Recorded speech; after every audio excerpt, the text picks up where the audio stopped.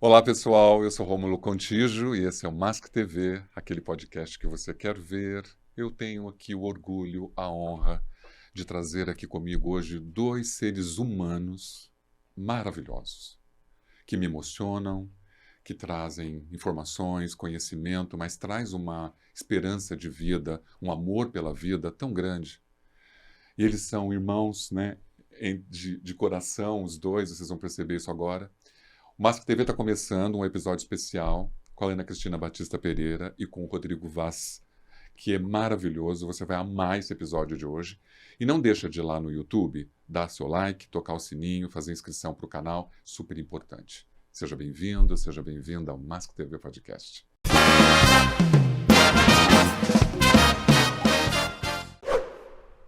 E vocês dois, o que eu posso dizer de Ana e Rodrigo aqui comigo hoje? Olhando para vocês, assim, me emociona, porque tem uma luz muito grande perto de vocês, maravilhosa. Eu estou honradíssimo de tê-los aqui. Ana, mais uma vez, obrigado. Bom, a honra é toda minha. Na verdade, assim, estar com o Rômulo é estar com uma pessoa encantadora, é uma pessoa ímpar, singular, e vou mais além, né? Nessa conversa que nós vamos ter hoje, proporcionar com que a gente consiga revisitar os valores, a importância dos princípios e a importância de uma boa amizade que eu tenho tanto com o Rômulo quanto com o Rodrigo, que está aqui ao meu lado. Então, muitíssimo obrigada. Eu que te agradeço demais. Rodrigo, muito obrigado por seu tempo. Tá aqui, viu? Obrigado, Rômulo. Eu que agradeço. Para mim é uma honra estar aqui. E nesse espírito de paz, né, de uma conversa franca, sincera, né, e juntar eu e Ana aqui, né, a gente olha assim do lado, já começa a dar risada, já começa a relembrar, né, das nossas situações. E é um prazer enorme, tá? Eu estou muito feliz de estar aqui e estou de coração aberto para a gente conversar, para a gente falar o que for preciso, necessário, para a gente poder trocar muita informação. Excelente. Olha, Ana, doutora, mestre em Segurança, Saúde e Meio Ambiente, você sabe tudo isso. Rodrigo também, auditor do Ministério do Trabalho. É claro que você vai lá nas redes e consegue consultar toda a característica, todo esse maravilhoso portfólio que os dois têm, que é algo invejável, inquestionável. Mas hoje eu falei, eu não quero falar daquilo que vocês são tão especialistas, porque esse sentimento de irmandade está tão bonito e a gente está precisando de tanta bondade no mundo, que eu falei, eu quero trazer os dois para falar um pouquinho sobre vocês. Quem são vocês como seres humanos? Por que vocês estão engajados numa luta tão grande para melhorar a vida das pessoas através do letramento, do aprendizado em segurança, ajudar as pessoas a serem, né, mais felizes, podendo voltar para casa? É isso, assim, mas quem são vocês dois, esses dois soldados que lutam por isso? Então eu queria que quem estivesse acompanhando falasse, nossa, eu vou ver o Rodrigo falar sobre fatores psicossociais como ninguém. Não, você vai ouvir sempre. Só você acessar qualquer outro podcast, você vai ouvir. Aí eu vou ver a Ana falar sobre todos os aspectos de aprendizagem, de segurança, e também vai ouvir em outro. Mas aqui agora nós vamos ouvir vocês enquanto seres humanos livres. E você sabe que eu faço uma pergunta e vou fazer para o Rodrigo, primeiro, que eu já te fiz. Por que você chegou nessa terra e veio fazer o quê?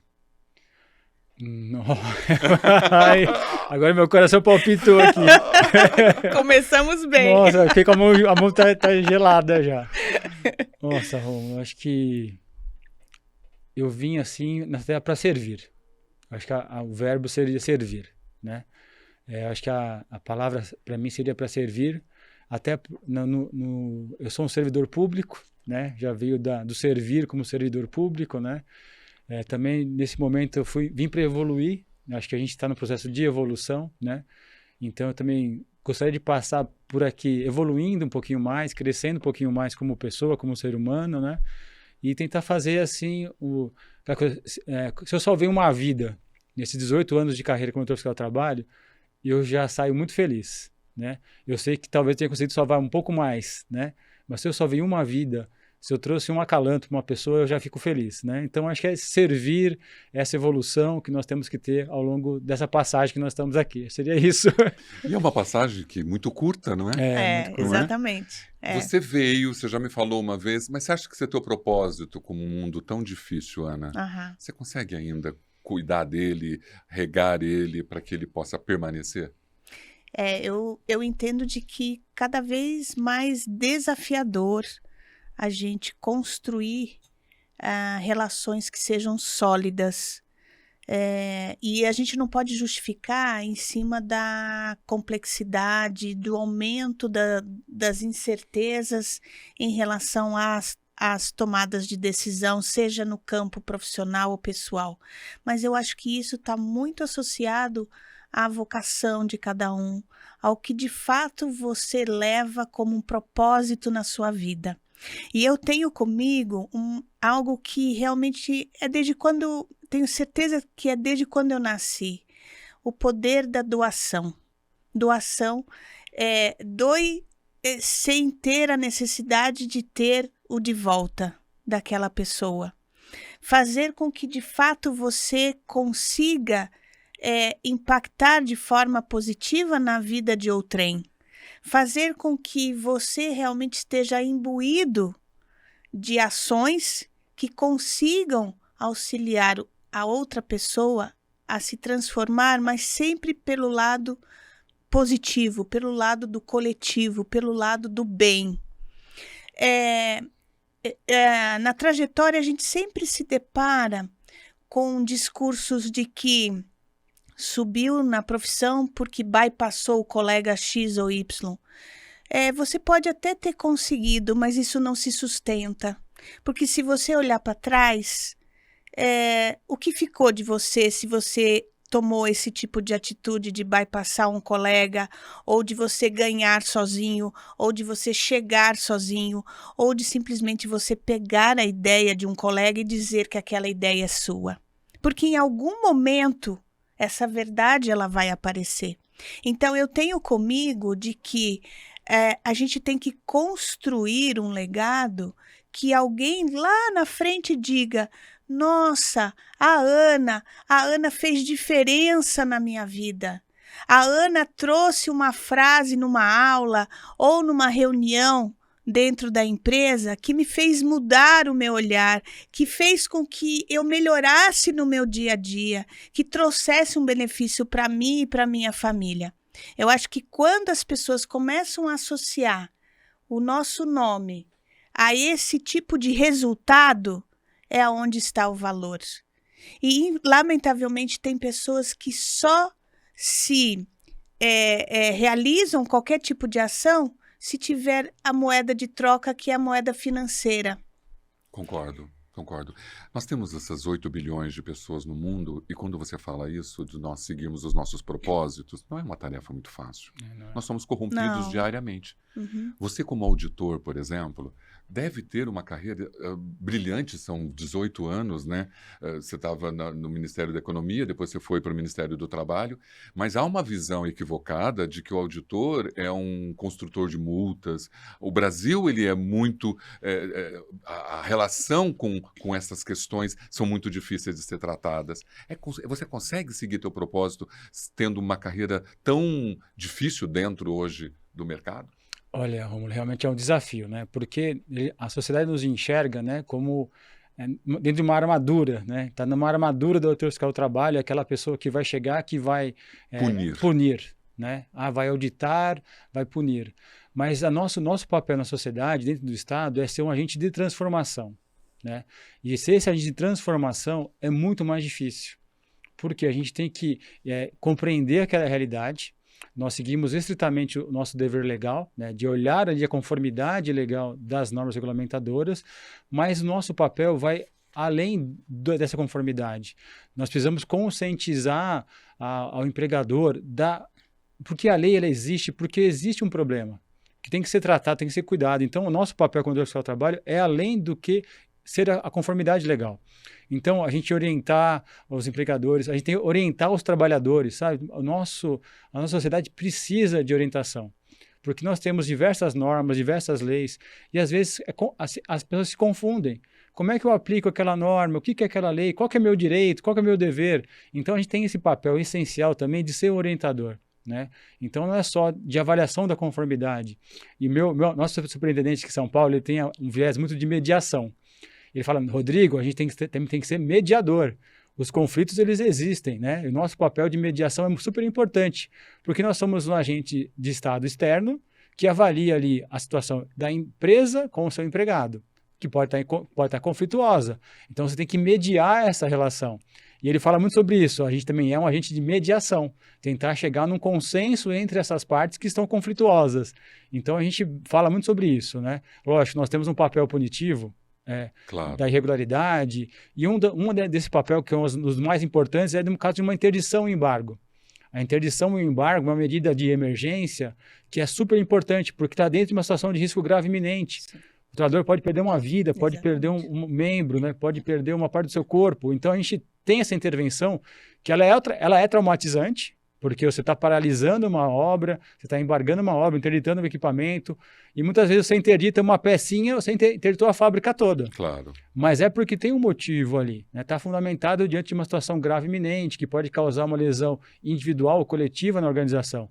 Então, a gente tem esse papel de olhar para isso, e a gente tem que treinar essa observação. Porque a gente conhece da norma, mas tem que treinar o olhar, né? E se colocar também no outro lugar, né? Porque eu acho que o auditor, você se coloca muito no outro lugar, porque assim, fiscalizar, auditar, todos esses termos dentro de uma crença estrutural de corrupção nesse país, né? Porque assim, eu imagino quando você, Ana, recebe o auditor Rodrigo para fazer a auditoria dos seus processos.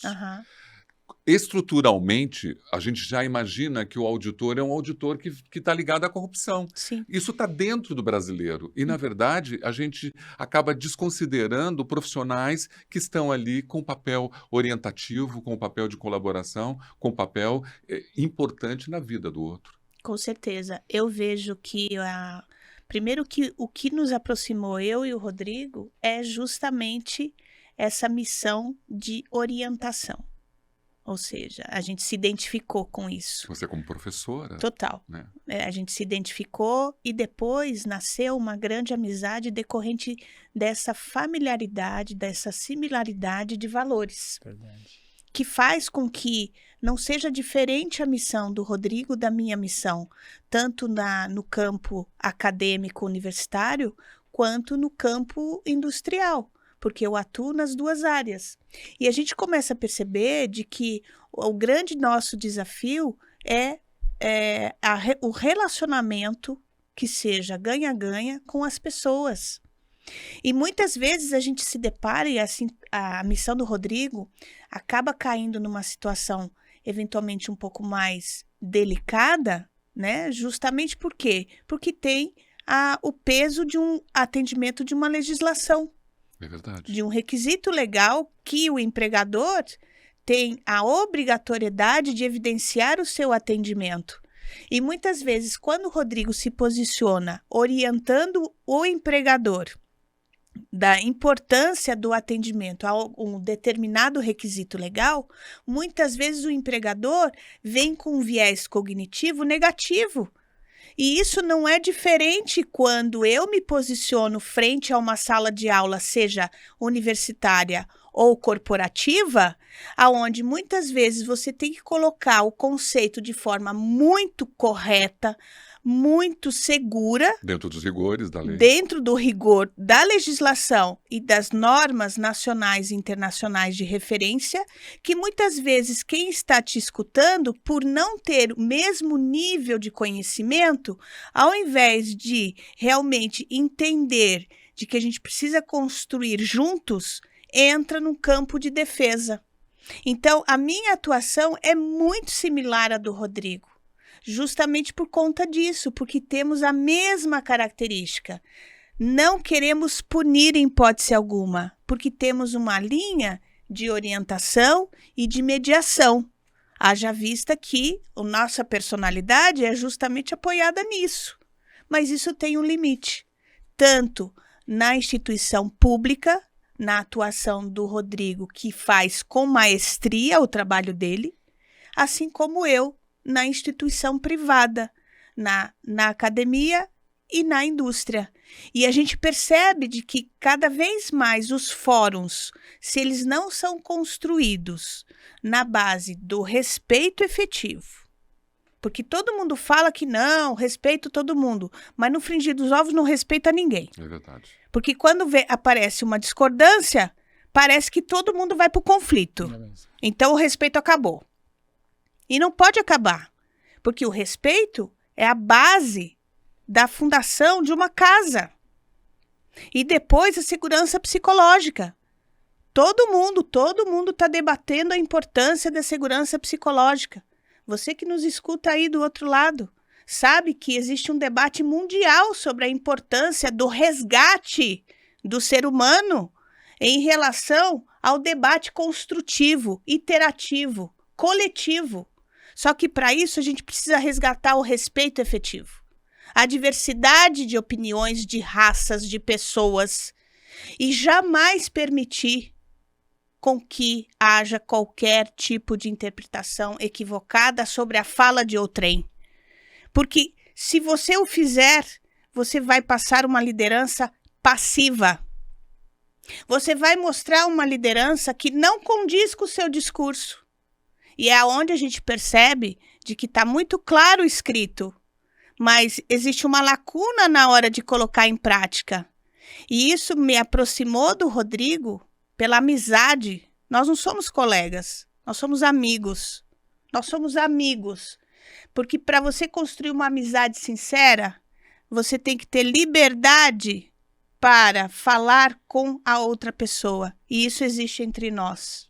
A gente constrói juntos. E é quase impossível, Rodrigo e Ana, que algo seja estabelecido dentro de uma organização, dentro de uma cultura empresarial, corporativa, social, se o respeito não estiver.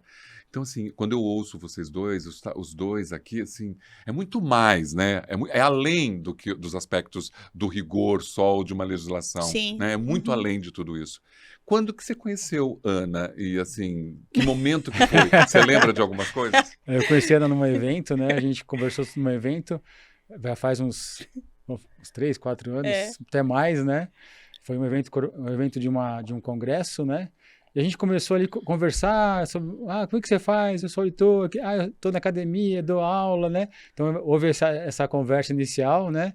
E foi assim, a gente, que legal, a gente conversou sobre alguns temas, né, sobre gestão, sobre aulas, né, e aí, então vamos trocar o contato? A gente trocou o contato. Aí depois foi o WhatsApp, o que você está fazendo? Eu tô aqui, eu sou de São Carlos, né, tô em São Carlos, quando você vai para São Paulo, passa aqui, vamos tomar um café, aquela coisa assim, de a gente começar a conversar, né, nossa, mas foi, aquele brilho nos olhos, sabe, olha. Você sabe que Ana, né, ela tem uma energia que qualquer pessoa que conheça, será que eu vou ver essa Ana na próxima vez que eu encontrá-la? Né? Porque a gente, hoje, no mundo da superficialidade e de tudo, será que eu vou ver? E todas as vezes a gente vai ver essa Ana com essa energia, com essa conexão.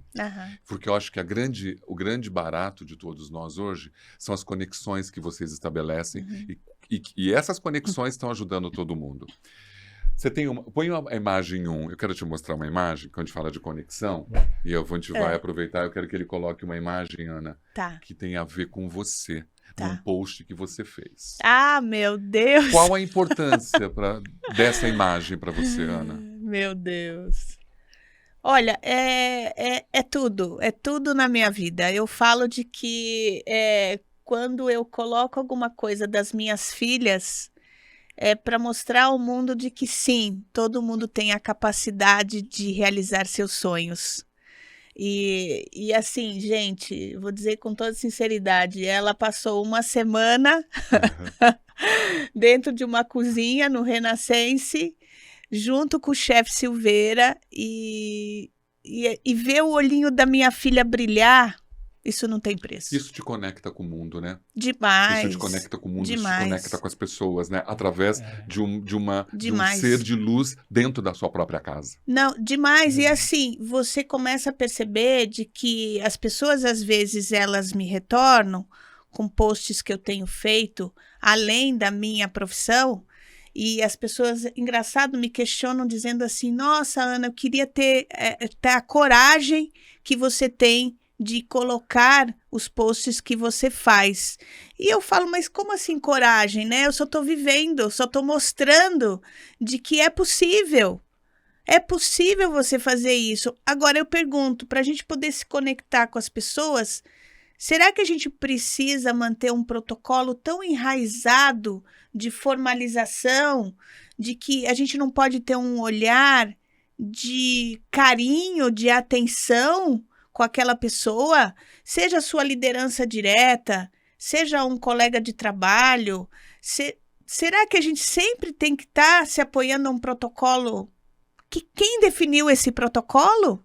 Então, quando você me coloca essa foto, eu falo, gente, é possível sim. É verdade. Você sabe que a questão da conexão ela é fundamental, porque quando a gente vê os posts, pode pôr um outro post aí, pode pôr para mim um outro Ah, post. meu Deus, Pode. ele vai acabar conosco Então, hoje. pode foto 2. Quando a gente fala de conexão e a gente vê os seus posts, esta é uma imagem Sim, que saiu recentemente. eu vi. Né? Ele nasceu dentro de um pai com uma síndrome de Down, totalmente rejeitado Sim, por todos. Você nunca vai crescer, né, amparado por um pai com essa condição. esse olhar. E olha, hoje, a imagem dele, o filho adulto, dando orgulho do pai, do filho. Então, assim, eu fico imaginando, às vezes, Ana, É, você olhando a sua menina, o quanto daqui a pouco Sim. ela vai estar te amparando, né? isso. E onde há uma rejeição das pessoas muito grande, um preconceito muito grande, e a realidade existe, é possível. Não, com certeza. Meu marido passou por uma situação gravíssima de saúde. E a gente passou um momento muito delicado. A gente sabe que quem salvou foi ela. Então, olha lá. Até me emociona. Mas é verdade, é verdade. Olha, Rodrigo, eu sei que todos os elementos da vida, às vezes, a gente fica preso a padrões que a vida nos oferece. Né? O tempo todo nós estamos presos a padrões, a ligar a isso. Você tem uma relação com família muito próxima?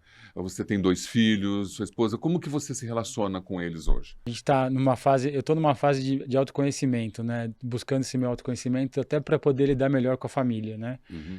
Eu tenho um menino de 21 anos, já o Pedro, que já está fazendo direito, e tenho a Sofia de 17 anos, né? Então, são fases diferentes que a gente vive, né? Então, Sim. a gente, no começo, quando era bebezinhos, a gente tinha aquele cuidado, né? De dar alimentação, de fazer estudar, de fazer crescer.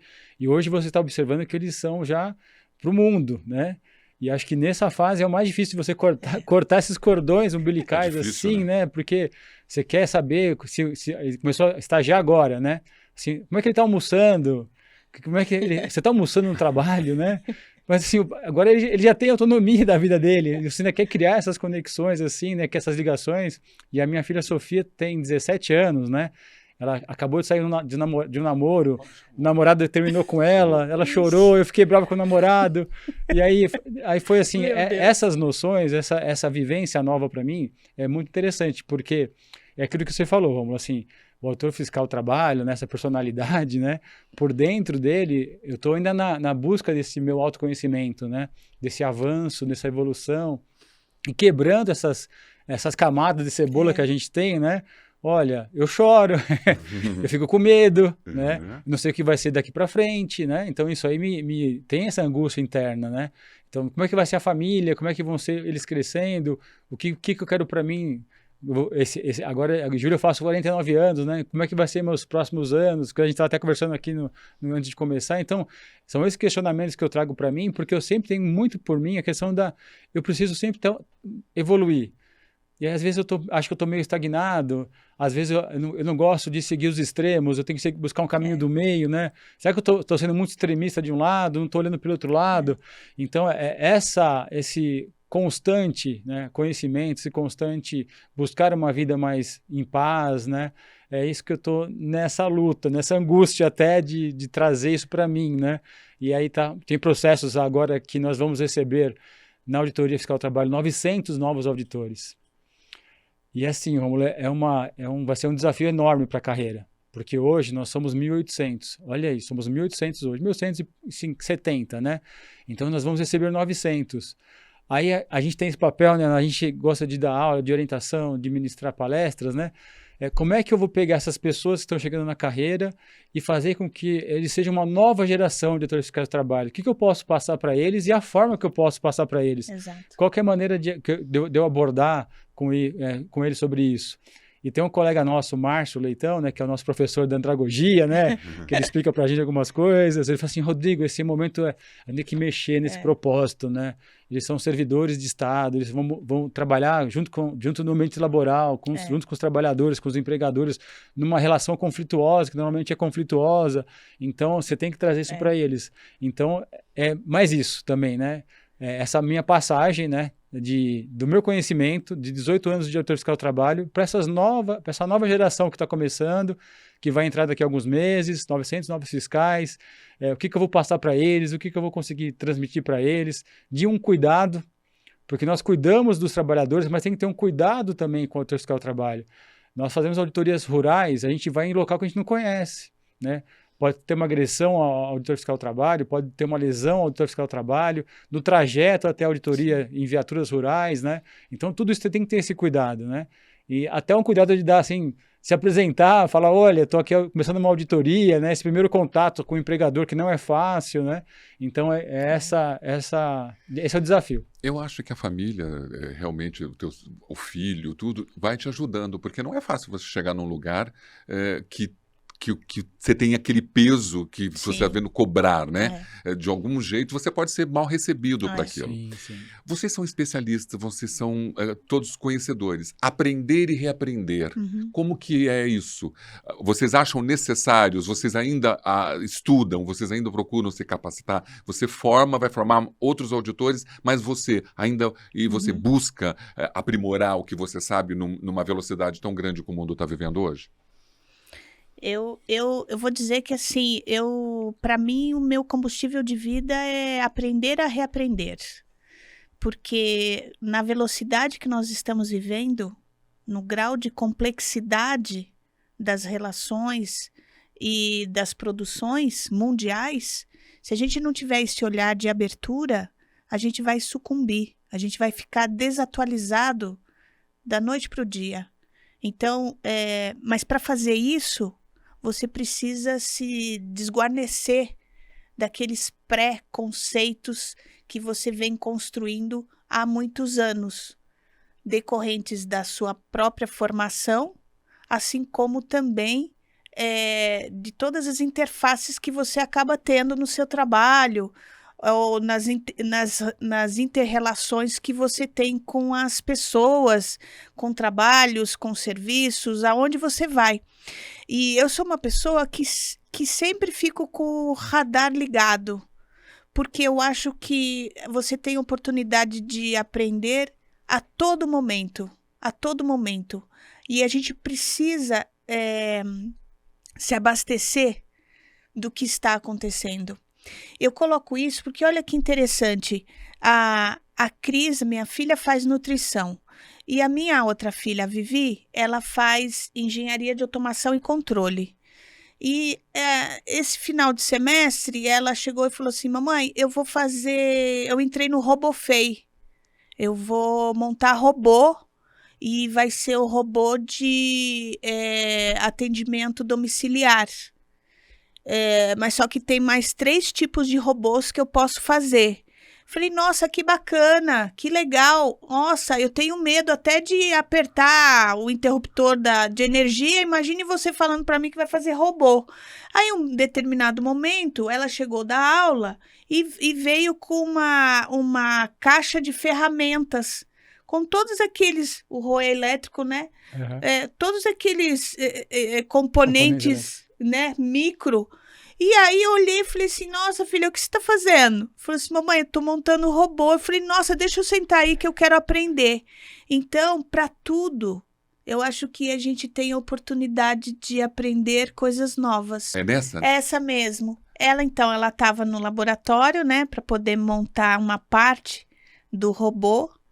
E ela super atenta, né? Aí ela trouxe isso para casa.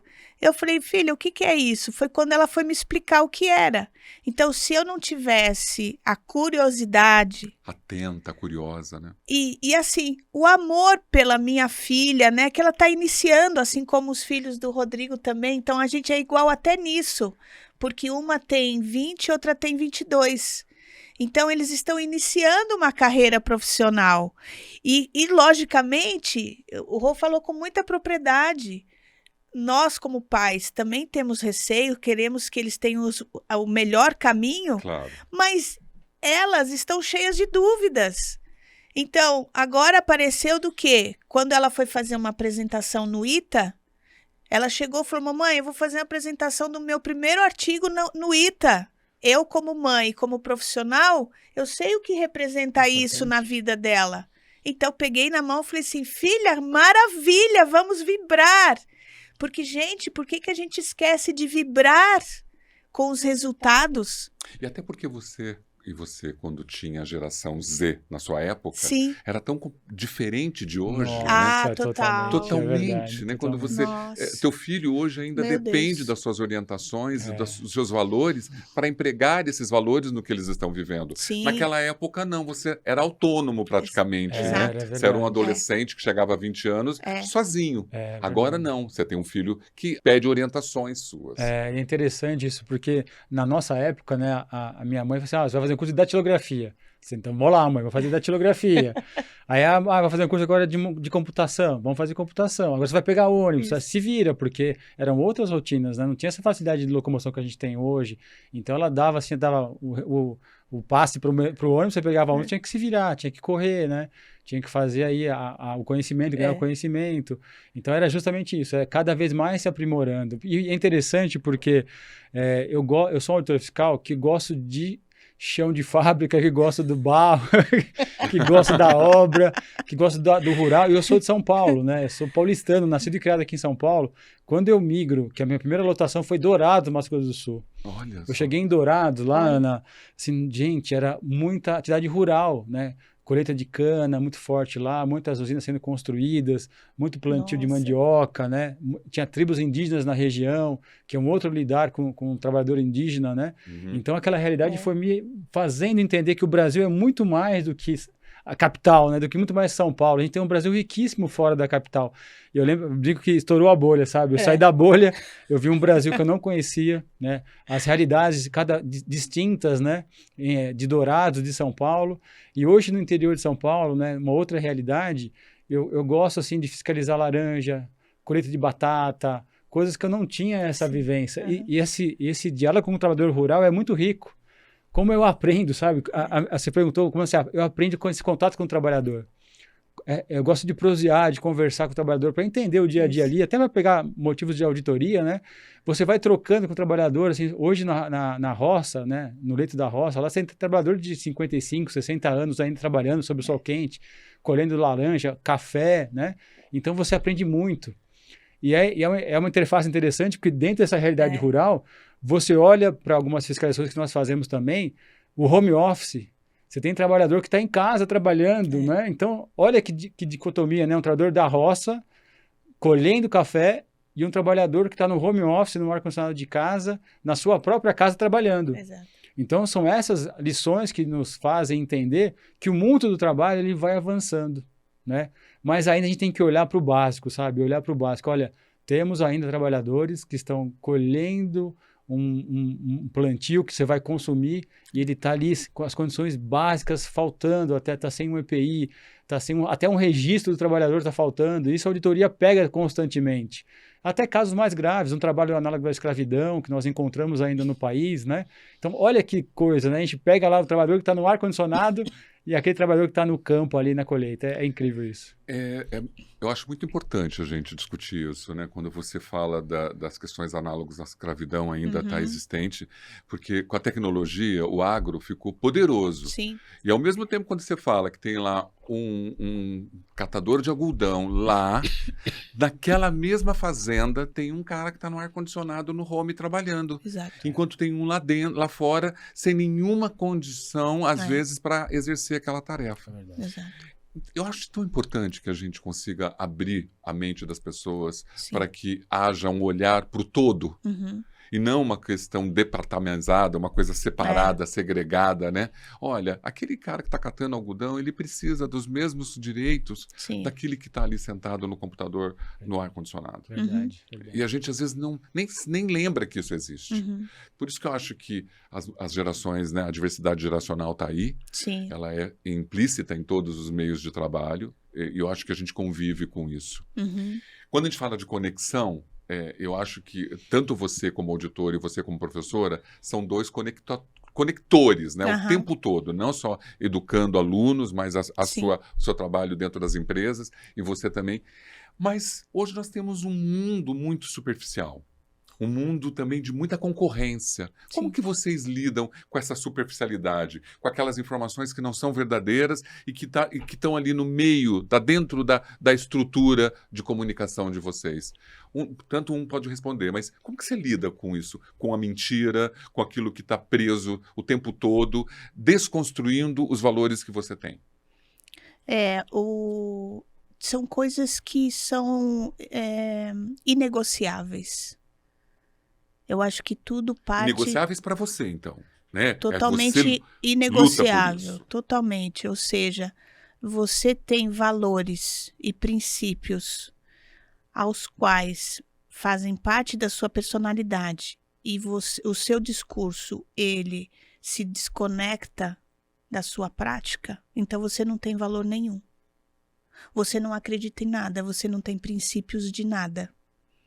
Ao passo que, se você se coloca sempre deixando claro de que, olha, para ocorrer esta reunião, é primordial que haja respeito entre as pessoas e que não será admitido em hipótese alguma qualquer tipo de bullying para qualquer pessoa aqui, você já está dando o tom dos seus valores.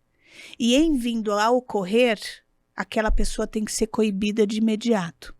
Eu vou dar um exemplo que aconteceram tanto no campo universitário quanto no corporativo. Eu acho que é interessante para a gente poder ilustrar que não é tão fácil, mas depende da sua postura, do seu posicionamento. Claro, né? E é isso que nós estamos enxergando de vocês hoje. Esse viés onde vocês estão falando as complexidades da conexão. Exato. Então, deixando primeiro uma comunicação com clareza, não uma informação. Porque quando eu digo respeito às pessoas, a outra pessoa que me escuta, aquilo pode soar simplesmente uma informação, mas não uma comunicação. E uma comunicação é quando você dá abertura para o diálogo para a pessoa entender a importância daquilo, primeiro. Então, a gente já desmistifica aí a diferença entre informar e comunicar. Primeiro. Segundo, tem que ter diálogo. Terceiro, você tem que estar preparado para ser questionado. Quarto, eu tinha um professor que dizia assim, tem por acaso, na época do disquete, eu não sou velha, mas tinha o tal do disquete, né? Então, o professor dizia assim, olha, não é porque eu sou professor que eu tenho um disquete aqui no peito que vai ter resposta para tudo para o que você está me perguntando. E ele tinha razão. Agora, de que forma a gente está respondendo a essa indagação? A gente está respondendo com uma energia ríspida, grosseira, ou a gente deixou as armas lá fora e está querendo construir em conjunto? Então, veja, por exemplo, o exemplo que eu vou dar, né? O que ocorreu de fato. Numa sala de aula, numa universidade, estava dando um conteúdo e, de repente, um aluno se posicionou dizendo, professora, eu não estou entendendo esse cálculo que a senhora está apresentando. Ah, beleza, então eu vou fazer o seguinte, eu vou apagar o quadro inteiro e vou colocar um outro exemplo, vou começar tudo do zero. Aí o que aconteceu? Veio um outro colega e disse, poxa, mas é ele que não está atendendo e isso vai atrasar a nossa aula. Então, ele que tem que se virar depois para poder estudar. Se eu tivesse permitido a continuidade daquela fala, eu estava endossando a falta de respeito em relação àquela outra pessoa que estava com aquela dúvida. eu parei e disse, não, ou vai todo mundo entender, ou ninguém vai entender nada. Então, se a gente não se posicionar naquele momento correto e de forma respeitosa, a gente vai dar uma falsa impressão de que o que está escrito como valor, na prática, para você não serve, ou depende da circunstância. E a partir disso eu não confio mais em você. Exatamente. Né? Você perdeu a confiança, você perdeu o elo, você perdeu a conexão e entra no quê? Numa relação de superficialidade total. Você que está aí do outro lado, quando eu recebi o convite desse queridíssimo Rômulo, eu vou dizer para vocês como foi. Ele me ligou, falou, Ana, gostaria e tal, parará, mas eu gostaria também que convidar uma outra pessoa. E na hora eu falei para o Rômulo, eu quero chamar meu amigo Rodrigo Vaz, porque a gente se identifica, eu acho que vai ser um grande diferencial do seu podcast. Agora eu pergunto, né, para vocês, quem é que faz isso? Quem é que quer dividir o queijo? Como livro, né? Quem mexeu no meu queijo, Sim. né? Agora, será que a gente não está no momento da gente entender de que se a gente estiver junto, se a gente somar, todo mundo vai ganhar? E principalmente, hein? Você vai viver com mais paz. Você vai ser lembrado como uma pessoa de que, poxa, bacana, eu quero ficar perto dessa pessoa, porque essa pessoa, ela me traz tranquilidade, ela me traz paz. Outro dia me perguntaram assim, Ana, num momento tão enlouquecedor que o planeta Terra está vivendo, com tantas guerras, agora nós temos aí a problemática dos Estados Unidos e tudo mais, a pessoa me perguntou assim, será que dá para a gente desacelerar? Eu falei assim, se a gente não desacelerar, a gente vai adoecer. E a gente vai sucumbir. Mas aí eu pergunto para vocês, essa velocidade que está nos atropelando, a gente quer chegar aonde? Essa resposta eu ainda não consegui achar. Porque antigamente, né, que minha mãe e meus avós, eles cozinhavam com banha e eram extremamente saudáveis. Hoje, a maioria da população está obesa, cheia de doença, né? Mudou completamente os hábitos culturais e de vida. Mas aí eu pergunto para vocês, 24 horas, a gente não consegue mais parar o cérebro. Mas a gente quer chegar aonde? A gente já conseguiu chegar na Lua? Antigamente a gente conseguia saber onde chegava. Hoje em dia não Hoje dá não. mais, não dá porque verdade. daqui 5 minutos nós temos uma outra Exato. tecnologia montada que vai dividir aquilo que você tinha como objetivo. Justamente, Exato. E essa questão da comunicação é tão importante, né? A gente lidar com o processo de comunicação e na auditoria é a base, né? Eu tenho que comunicar, eu estou iniciando o procedimento fiscal da empresa, comunicar o que eu estou fazendo ali, quanto tempo vai. Exato. E você tocou no ponto da mentira, né? E a auditoria ela lida muito com isso, porque a gente chama até de outro nome, a fraude. Né? Quantas vezes nós observamos fraudes de documentações? E a empresa, ela entende, eu tenho um certificado de um curso lá, né, 35, trabalho em altura. Aí ele está lá, 8 horas de aula que o trabalhador recebeu. Aí, olha que simples, você conversa com o trabalhador, você fez esse treinamento? Aí eu fiz. Você lembra como foi? Aí eu lembro. Quanto tempo você ficou? Aí fiquei 1 hora na sala. Mas olha, você não ficou 8, não, eu fiquei só 1 hora, assinei uma lista e já fui embora. E o certificado demonstra 8 horas. Então você observa como a gente vai conseguindo detectar essas fraudes, né? De uma safe conversa, de uma boa comunicação, a gente vai detectando, vai vendo essa realidade, né? E por isso que a comunicação de base ela é fundamental, de você conseguir conversar com o trabalhador, entender como é que ele faz o trabalho, para você depois checar como a empresa organiza isso, né? Então a comunicação ela é essencial, ela é a base de muita coisa. E é interessante que quando a gente fala de superficialidade e tudo, e pegando o teu gancho, porque quando você chega para auditar, se não existe uma comunicação assertiva, porque você tem as relações afetivas. Eu não sei como que é para você quando você chega para um cliente que você já percebeu que ele é frágil e que ali já tem um movimento afetivo seu de empatia para aquela pessoa. Sim. E você tem que manter uma neutralidade para lidar com tudo isso. É muito da abordagem inicial. Você tem que saber abordar aquela situação, porque pode estar numa relação, você não sabe se a pessoa está com algum problema em casa, você não sabe se ela está num dia ruim, né? E aí você tem que tomar cuidado porque aquela situação daquela pessoa pode reverter contra você, uma agressão, uma verbalização inadequada, né? Então, essa primeira abordagem, ela é fundamental, né? Por isso uma abordagem em paz, explicativa, orientativa, explicar que você está ali cumprindo um papel, né, de uma auditoria, você está ali com uma ordem de serviço, você vai avaliar tais e tais situações, deixar claro que aquele momento é um momento de auditoria, é o momento que você está ali, não porque eu quero, mas é um dever do qual eu estou fazendo ali, né? Isso já vai tranquilizando, né? Porque se você entra agressivo, querendo entrar com muita força, vai voltar. E a imparcialidade também, justamente. Né? Você tem que ser imparcial e é muito difícil ser imparcial quando você encontra uma pessoa muito fragilizada e destruída e você já tem uma afetividade por ela. Tem que ter um cuidado a mais, tem que tentar tirar dessa situação, tanto que no procedimento fiscal, quando tem um ponto que se eu posso requisitar ao meu chefe, assim, olha, essa empresa eu não posso fiscalizar porque eu tenho algum conflito de interesse. Né? Então eu posso detalhar isso, chefe, essa empresa eu não consigo, que é de um parente, então eu já falo, conflito de interesse, não vou fazer essa auditoria porque tem esse viés que você coloca.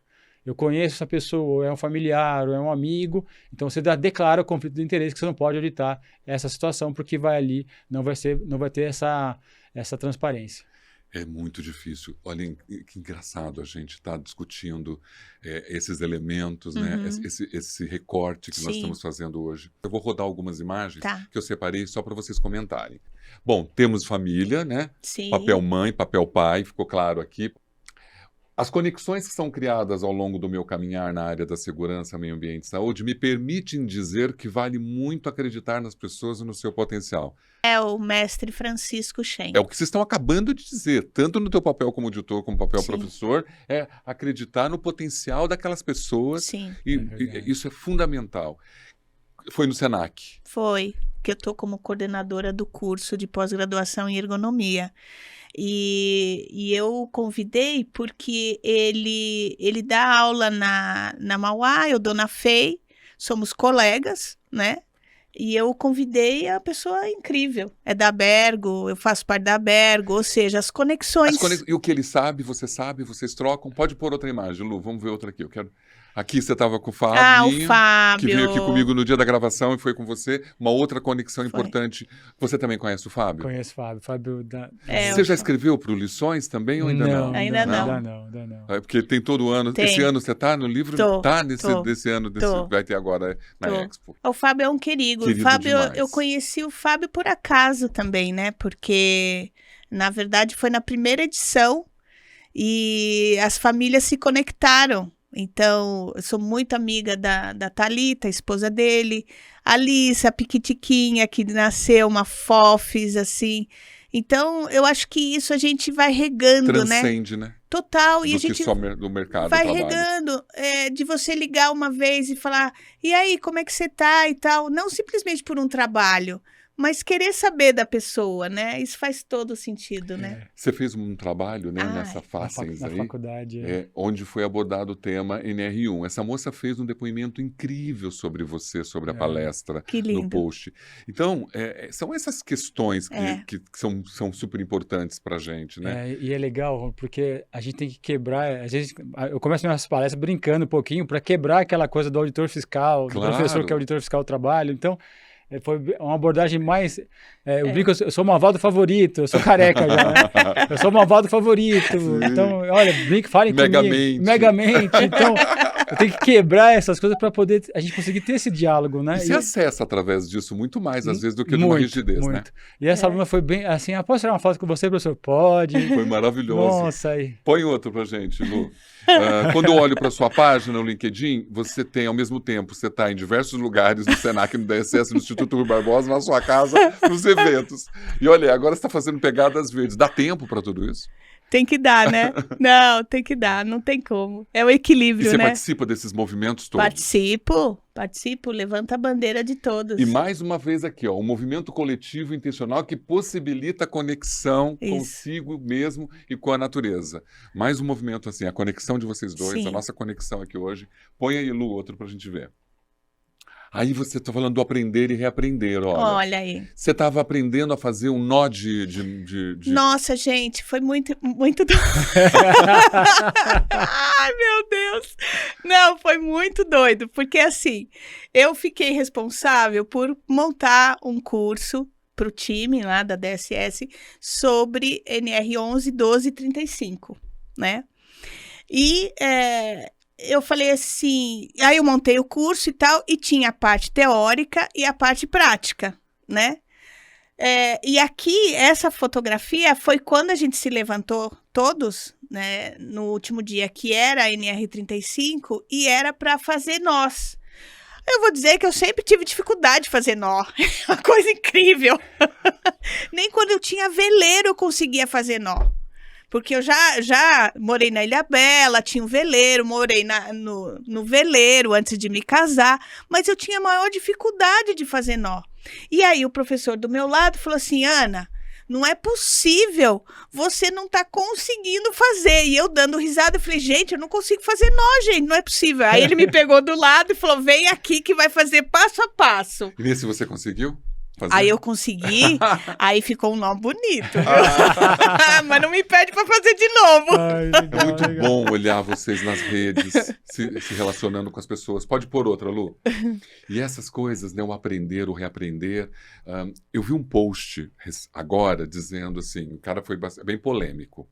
Ele dizia, os gurus da segurança falam demais, mas na prática não mostram nada. Ah, eu vi. E ele tá bombando ali com, né? Ele é um gerente de HS que acha que tem muito discurso e pouca prática nos gurus especializados nas ferramentas. O que vocês pensam sobre isso, gente? Sobre esse cara que ele tem condições de se manifestar dizendo eu não vejo, é muito discurso para pouca prática. É verdade isso? Está acontecendo, Ana? Olha, a gente observa que realmente a segurança do trabalho tem de tempo em tempo traz alguns métodos novos, algumas tecnologias novas, né? Mas eu acho que efetivamente o que importa é a transformação lá do chão de fábrica, sabe? Do trabalhador. Tentar trazer aquela realidade, isso é muito mais complicado, porque você só vai conseguir entender isso quando você estiver presente. Eu acho que você não pode perder esse contato diário ali com o trabalhador, porque é a partir dali que você consegue perceber como é que estão essas relações de trabalho, quais são as dificuldades, né? E algumas pessoas esquecem dessa realidade e pensam, ó, eu inventei, né? Aqui eu bolei da minha cabeça um método maravilhoso, né? Vem importado da Suíça. Quando chega na nossa realidade, né? A gente tem uma cultura, a gente tem uma população, a gente tem uma série de coisas que a gente tem que entender. E talvez isso não se adapte tão facilmente. Sim. Eu preciso olhar para essa realidade. Então, eu gosto muito das soluções que são colocadas dos próprios trabalhadores, né? E porque são coisas que eles estão vivenciando ali, né? E somado à sua teoria. Né? Justamente. Sim, você com vai certeza. agregar com a sua teoria, vai somar ali. Então, essa troca é muito mais rica quando você tem um método, mas você pratica ele em campo e traz ali a realidade, né? Você estava na GRT Experience 2025. Verdade. Um evento de terceiros, a minha colega Daniela Bueno também. Você né? participa de muitos eventos? Eu acabo participando como convidado, mas eu também sou muito interessado em entender o que está acontecendo no mercado. Entendi. Né?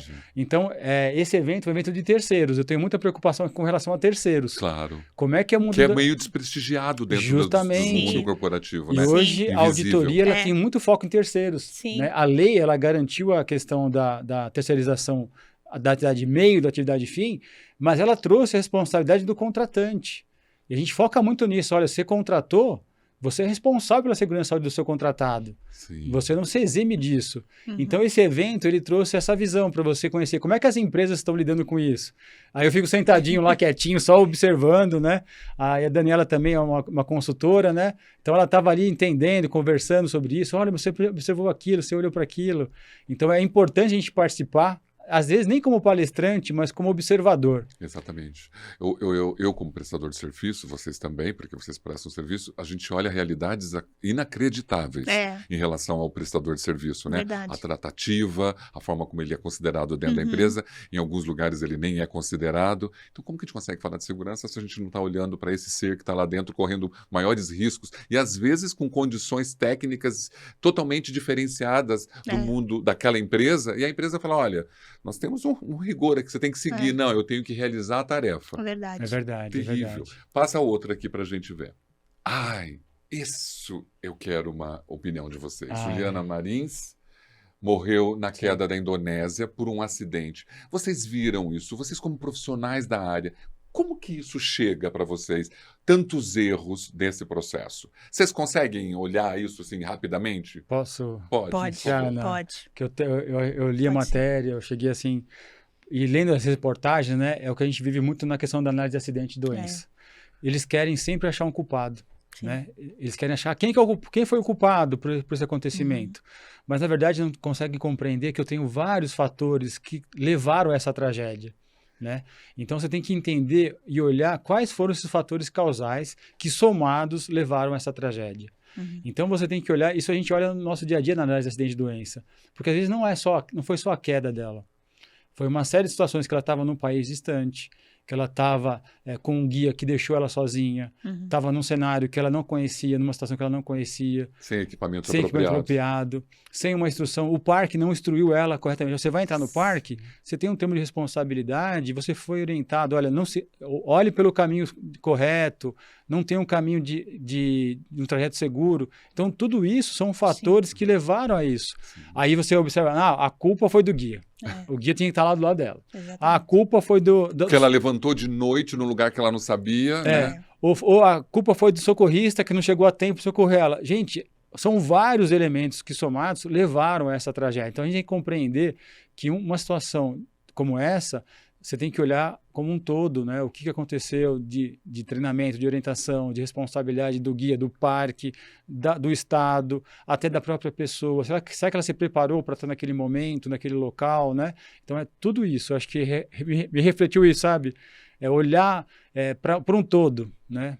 Você também ficou chocada com com a Fiquei. tratativa desse assunto? Fiquei, e lamentavelmente, assim, cada empresa está dentro de um nível de maturidade do ponto de Sim. vista cultural voltado à questão de segurança. Inclusive E países, né? Porque você fala disso, né, também, de Países. vários países com culturas muito diferentes. muito Exatamente. diferentes, e quando a gente fala de processo investigatório, quando ocorre um acidente ou houve o desencadeamento de uma doença, a gente ainda está muito aquém, porque você acaba mexendo com alguns interesses escusos dentro das organizações e até onde você pode ir.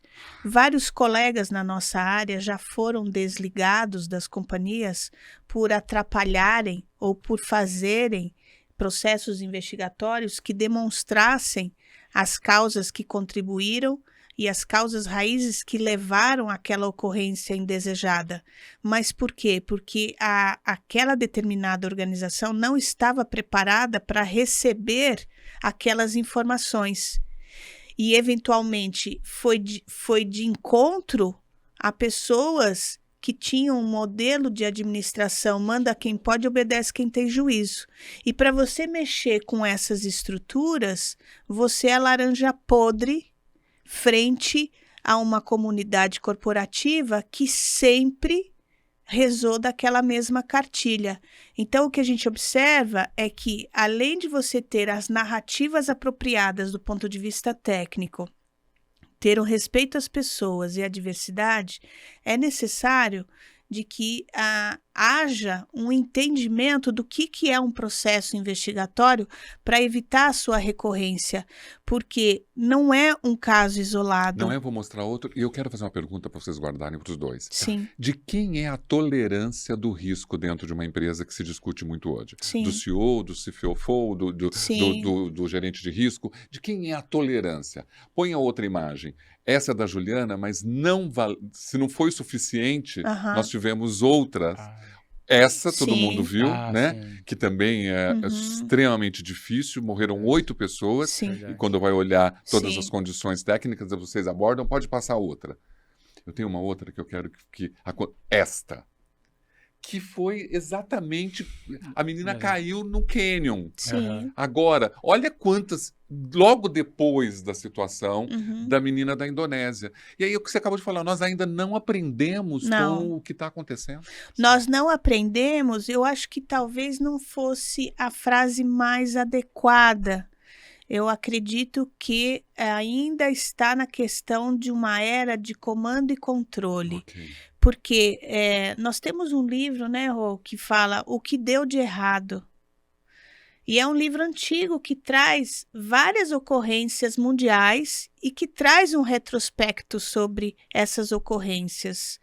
E se a gente começar a fazer a montagem de uma estatística em relação a setor e ocorrências, a gente vai perceber que a gente tem um arcabouço técnico e a inteligência artificial nos auxilia nesse sentido, a gente ter uma clareza do que deve ser feito para que não tenha recorrência.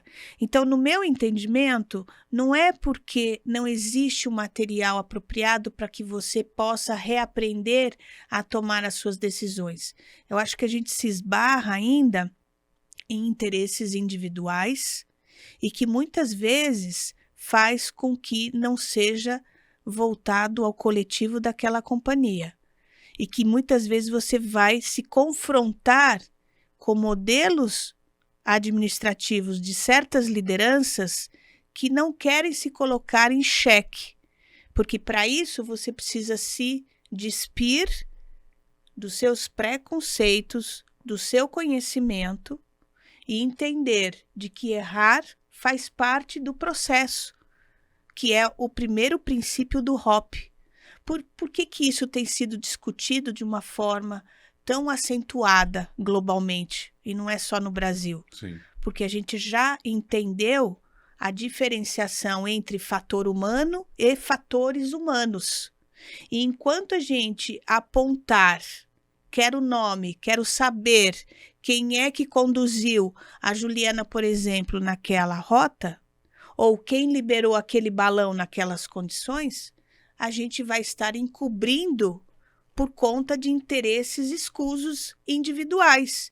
E se ainda isso continuar acontecendo, a gente não vai corrigir jamais. Por isso que a minha tese hoje não dá mais para dizer que a gente não tem conhecimento, porque eu sou a favor da inteligência artificial para que possa nos abastecer com rapidez em termos de conhecimento global. Mas você, pessoa, precisa fazer uma análise crítica sobre esse conteúdo, para que você possa tomar as suas decisões, mas de forma preventiva. Mas para fazer isso, a gente vai se deparar com vários outros interesses. Então, no caso da Juliana, a gente pode pensar, por exemplo, o líder do próprio parque. A própria agência de turismo que vendeu o pacote. Lá no começo. Percebe? Processo, né? Ou seja, e isso envolve o quê? Dinheiro. A mesma coisa aqui no caso dessa menina. Dinheiro. O custo ali para passear, né? Todo o dinheiro envolvido, né? Isso veio para a mídia e daqui a pouquinho vai desaparecer. Isso. E o que você falou, eu não gosto de falar de erro, porque erro vai me conotar uma situação de fragilidade. Isso. Eu Isso. Desde quando uma pessoa, uma liderança, não pode dizer que não sabe? Excelente. Põe a outra para mim aí, Lu. Índia, uma pessoa saiu dali também, Impressionante. E aí descobrimos agora que o combustível foi cortado exatamente na hora da decolagem, então já existe um elemento para se tratar. Mais um erro aqui que não estava sendo discutido. De novo se discute aqui. Pode passar o outro. E aqui a mesma coisa. Só para vocês entenderem, todos esses aqui foram agora. Exato. Todos com características de acidentes muito próximos um do outro. Então, será que não vamos aprender nada com isso? Olha, Rômulo, é interessante o Rômulo dizer colocar isso, porque esse final de semana eu fui fazer um passeio num parque estadual também. E ela é super experiente, hein? Então, ela tinha muito tempo de prática, né? E a gente, nesse passeio que eu fiz, né, com um grupo no parque estadual, que a gente foi ver algumas cachoeiras e cavernas, né? A gente tem esse olhar, né, de percepção do risco, de você olha, até aqui eu consigo ir, a partir daqui eu não consigo ir. E a gente observa que as pessoas, elas estão naquela motivação. Eu vi grupos de... Na emoção, Na né? emoção, grupos que estavam presentes no parque, que eu falei, nossa, mas será que essa pessoa tem condições de fazer... Era uma caminhada de 5 km para ver uma cachoeira. Nossa. E mais 5 para voltar. No trajeto, você vai percebendo, né? Sim. Então tem lama, barro, E aí você tem que descer Desnível, né? desnível, degraus, você tem que descer algumas partes ali, atravessar alguns rios, né? E aí eu fico pensando, né? Olha, será Sim. que como é que foi? Será que ela foi informada desse trajeto? Será que Desse ela- contexto desse todo. contexto todo? E olha que interessante, Sim. ao final, né? A gente tinha acabado, tinha ido voltar, estava exausto, né? Foram quase 8 horas de caminhadas, né? Chegando na entrada do parque, vem um caminhão, vem um carro de SAMU. Uma pessoa no meio do trajeto torceu o tornozelo e aí teve que ir um bombeiro socorrer porque não tinha como retirar. Então você tem que pensar nisso. Será que eu estou preparado? Será que como é que vai ser o resgate? Como é que vai ser o socorro? Então todo esse contexto tem que ser muito bem analisado, né? E a gente, será que tem plano de emergência? É. Será que tem equipe de socorro? Será que eles foram orientados? Às vezes o próprio calçado que você vai lá, eles recomendam o uso de tênis, mas nem o tênis é tão apropriado, porque às vezes Sim. tem que ser até um calçado de segurança, tinha muita lama. Então essa imagem para mim é muito representativa, porque eu acabei de passar por isso. E algumas percepções eu li que eu estava até brincando, isso aqui é grau de risco 4, isso aqui é grau de risco 3. E o É, mais isso aí. interessante disso tudo é o que você acabou de dizer. As pessoas vão chegar no pico da onde elas foram, sem saber absolutamente nada, e talvez com um papelzinho que nem É. leu, não houve um diálogo de segurança adequado, e a Aham. pessoa foi. Põe mais um aqui, deixa eu ver se tem mais um para a gente fechar. A pergunta é, você acabou de tocar, Brasil e Estados Unidos, nessa polêmica terrível que nós Sim. estamos vivendo. Vocês dois, profissionais da área da segurança, estão focados em pessoas. Você acha que isso aqui também interfere na segurança das pessoas no dia a dia? Essa instabilidade de saber dessa crise econômica, da qual a gente nem sabe se vai perder o emprego ou não, porque já tem gente ali, Ah, sim. né, há um fake news muito forte, né, sendo pulverizado para a questão da polarização política. Vocês acreditam que essa relação política interfere, já que você também é especialista em psicossocial, isso interfere, esse desequilíbrio econômico do país na relação da segurança da pessoa? Não, total. Eu vou dizer que a minha tese de doutorado na USP foi voltada à segurança humana e sua relação com a saúde do trabalhador. E a partir do quê? Das 7 grandes ameaças ao indivíduo preconizadas pela ONU em 94. E uma delas é justamente a insegurança financeira, insegurança alimentar, insegurança econômica. Então, essa situação faz com que as pessoas se sintam cada vez mais inseguras. E a partir do momento que ela se sente insegura por um ente externo ao qual ela não tem nenhum tipo de autoridade, né? controle para mudar esse cenário, ela vai levar esse estado emocional, mental, para dentro da empresa onde ela trabalha. E, do ponto de vista de probabilidade, vai aumentar, logicamente, a probabilidade com que possa vir a ocorrer uma lesão ou agravo à sua saúde, decorrente da sua exposição àquelas condições de trabalho. Mas por quê? Por isso que os fatores de riscos psicossociais sempre serão um grande desafio no debate nacional e mundial. Porque a gente não consegue dissociar na cabeça do indivíduo de que isso que está acontecendo é algo externo, alheio ao contexto laboral dentro de uma companhia. Porque quando a gente se refere a fatores de riscos psicossociais em relação à NR1, né, mais especificamente em relação à NR1, a gente observa de que é tudo aquilo que está dentro do contexto do trabalho. Mas a gente não consegue quebrar a cabeça da pessoa e falar assim, olha, ela já está com essa preocupação porque ela não sabe se amanhã ela vai estar desempregada por decorrente desta situação. Foi por isso que eu fiz esse parâmetro. Interessante. Porque a gente tem sempre parâmetros ligados a questões emocionais, ligadas à sua vida pessoal. Mas e a questão política, social? Olha isso que você acabou de dizer. Sim. E impacta, porque a gente não sabe como isso vai refletir dentro da organização. E muitas vezes a organização tem uma cultura de segurança que não está tão presente e deixa uma comunicação errada. Então a gente fala muito eu brinco muito sobre isso, a questão da rádio peão, né? Sim. A rádio peão que passa informação desencontrada, que causa ansiedade nos trabalhadores.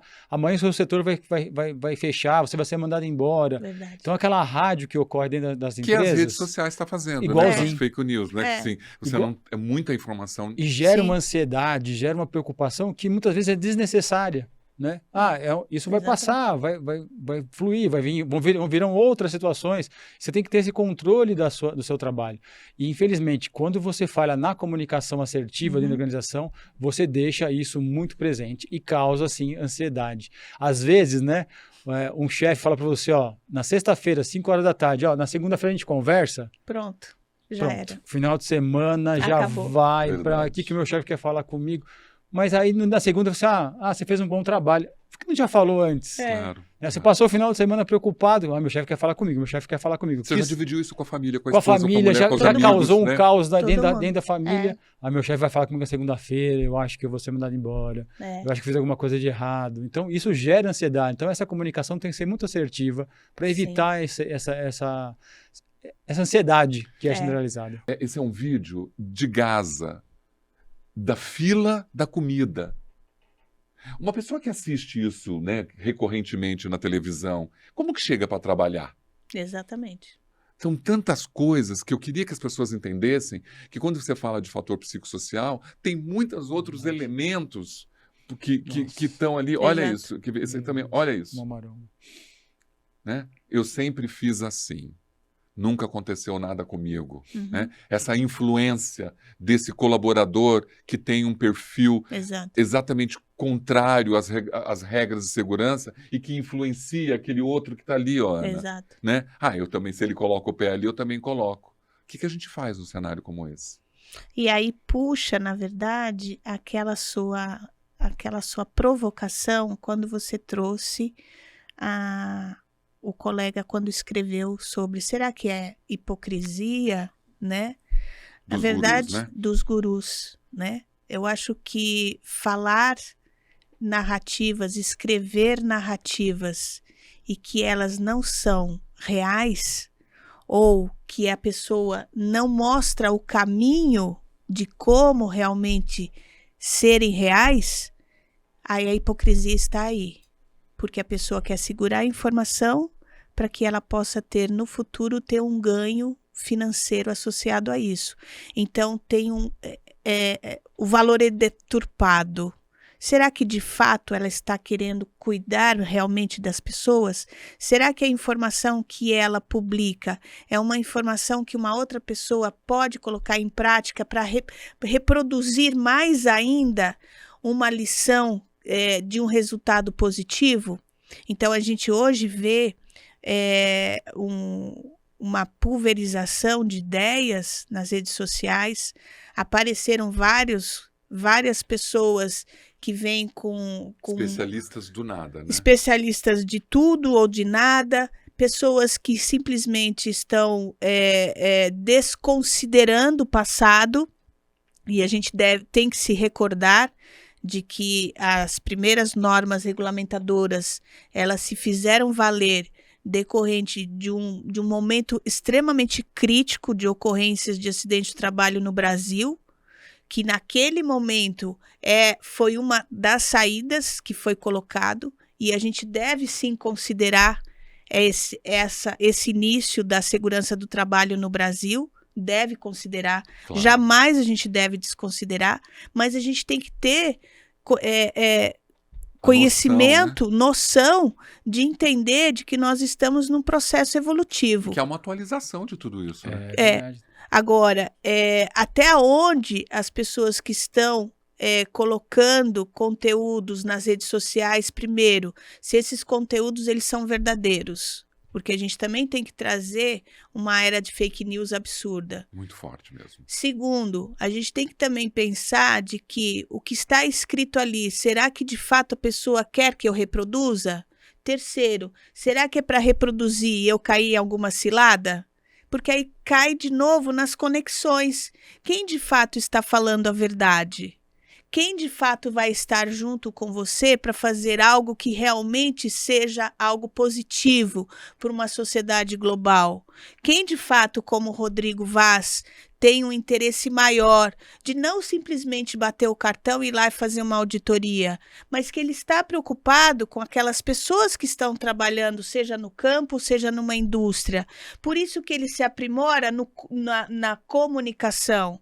Então, quando a gente traz essa palavra da hipocrisia, Para você realmente ter um resultado, você precisa se doar, você precisa ter disponibilidade, você precisa querer estar aqui conversando para poder mostrar para as pessoas de que é importante a gente esquecer um pouco esse relacionamento estritamente WhatsApp, sabe?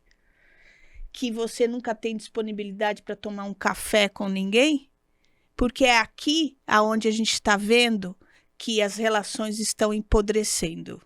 Acho que é esse o fechamento da nossa conversa. É verdade. De deixar claro de que a gente só consegue ter uma conexão, e uma conexão verdadeira, quando de fato a gente tem um diálogo aberto, construtivo, que faça com que a gente caminhe juntos.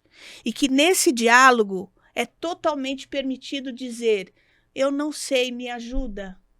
Porque eu não vou deixar de ser Ana, o Rômulo não vai deixar de ser Rômulo, o Rodrigo não vai deixar de ser o Rodrigo, que são pessoas profissionais incríveis. Mas eu acho que a gente vai conseguir avançar quando, de fato, a gente conseguir realmente ter uma relação de conexão franca, verdadeira, que é isso que a gente cada vez mais não consegue enxergar no nosso meio, porque as pessoas estão se conectando somente pelos cifrões que você pode me dar. Eu estou aqui, eu não quero saber quantos cifrões, se é que eu vou ganhar alguma coisa. Não, eu estou aqui porque eu admiro o Rômulo e admiro o Rodrigo. Só por isso. Pouco me importa se vão me pagar ou não. Porque a moeda de troca, para mim, hoje, para mim, é saber da riqueza de conexão. E será que todo mundo pensa dessa forma? É claro que eu também não vou ser hipócrita de dizer de que eu não preciso de dinheiro para poder sobreviver, e a minha família também. Mas eu sei que eu vou conseguir alcançar o dinheiro decorrente de uma conexão verdadeira. E você que está aí desse lado, o quanto que você tem feito para ter uma conexão verdadeira? Isso mesmo. Olha, Rodrigo e Ana, eu até acho que se a gente tiver uma outra oportunidade, porque debater temas atuais com vocês, trazer um outro recorte daquilo que vocês estão fazendo, porque hoje, quem assistiu, viu vocês falando de outras coisas, com uma outra delícia, perspectiva, né? É maravilhoso. Verdade. Eu consigo ver você, Rodrigo, ver Ana de um outro jeito. Claro, teve 1h10, a gente tem um tempo com essa audiência, eu acho que foi perfeito. E para fechar, de que forma a segurança vai fazer sentido na vida das pessoas, Rodrigo e Ana? E a gente fecha. E eu vou deixar a seguir cenas do próximo capítulo, porque assim, eu quero preparar um outro material. Eu preparei, não cabia aqui, um monte de vídeos que estão bombando, Sim. que eu queria que vocês discutissem comigo. Mas a gente fica em 1 hora, o tempo passa. É verdade. Mas eu queria mostrar cenas que vocês vão falar: meu Deus, isso acontece. Eu quero como vocês pensam isso aí. Então, fica aqui o A Seguir Cenas de um segundo episódio só desse bate-papo Conexão. Tá bom. Fala para mim, de que forma é que a segurança vai fazer sentido na vida das pessoas, do seu ponto de vista? Eu acho que a gente tem que já instituir a segurança na escola básica, sabe? Na escola primária mesmo. Porque é no nascedouro da infância, né? De você facilitar ali no dia a dia de uma criança, entender que a segurança é um valor para ela. Eu acho que nasce ali, né? A gente tem alguns trabalhos que a gente está vendo que segurança e saúde nas escolas, que a gente está plantando ali sementinha de segurança e saúde do trabalho na pessoa, sabe? Sim. Nem na relação de trabalho, na pessoa. Eu acho que nasce ali. Eu acho que o momento da criança é fundamental, né? Sabe? Nascer na criança, que a partir daí ela já cresça sabendo a importância da segurança do trabalho, vai ser um empresário, um trabalhador que saiba que aquilo é importante para o seu negócio ou para a sua vida. Eu vejo muito nisso, assim, plantar a sementinha na criança ali. Do comecinho, comecinho, né? De que né? a vida pode ser segura. Isso, né? Justamente ali. Excelente. Olha, estou muito feliz por vocês terem aceitado o convite de estar aqui. Foi 1 hora e pouco, mas eu quero que a gente volte. Rodrigo, assim, honrado. Eu Obrigado. acompanho sua carreira, vejo muito o seu posicionamento dentro dos eventos, dentro da rede. Ana, não preciso dizer o quanto eu estou emocionado com toda essa gratidão de vocês estarem aqui. E quem está ali, eu vou voltar com eles. Eu quero, assim, a hora que eles tiverem mais agenda, eu vou voltar, porque eu quero que eles falem sobre temas atuais. Isso mesmo, sabe? Vocês falaram das conexões, da relação de vocês, da relação que é necessária com o outro, transcende muito mais a segurança. Você deixa muito claro, vai muito além, né, do Sim. que só os métodos, só a teoria ou só o expertise. Vai além, né? É humano. É humano. Muito obrigado. A gente tem que atingir a alma da pessoa, né? Porque só a técnica não atinge mais. Não atinge mais. E eu acho que o olho no olho faz toda a diferença. Gratidão pela oportunidade de estar aqui contigo e com o Rodrigo. Até ali para deixar recados, para tudo fechar ali. Quer deixar uma mensagem, Rô? Eu queria agradecer ao Romulo pelo convite. Estar aqui ao lado da minha amiga Ana foi muito rico para mim, né? E eu queria convidar todos a assistir aqui o podcast. A gente vai... deixar as redes sociais depois para vocês, mas eu agradeço. Muito obrigado pela oportunidade. E foi tão diferente que eu tô suando ainda aqui. As perguntas que eu não estava preparado e assim foi muito rico. Nossa, era isso mesmo, da gente fugir um pouquinho do que muito legal do que as mim. pessoas já conhecem vocês. Muito legal, adorei falar sobre mim um pouquinho. Sair da zona de conforto. Sair da zona, Verdade, né? Sair da zona de conforto. Aqui. Obrigado, Ana. Quer fechar? Olha, eu quero dizer que assim é sempre uma alegria, né? Poder falar com você que está aí do outro lado da telinha, falar com o Rômulo, falar com o Rodrigo, que são os queridos para mim pessoalmente, e dizer para você que acredite, vale a pena viver, vale a pena ser feliz e vale a pena a gente construir juntos, porque títulos, eles passam, mas o que importa, o que fica, é o legado que a gente traz para as outras pessoas. Então, muito obrigada. E quero aqui mostrar para vocês, olha que mimo que a gente está recebendo aqui, né? Da senhora mamãe do Rômulo, que é uma queridíssima. Olha quanto carinho que tem aqui, né? Então, eu quero provocar vocês a pensar de que a gente pode ter relações profissionais com carinho, com cuidado, com amorosidade, ser mais humanos, resgatar a nossa essência.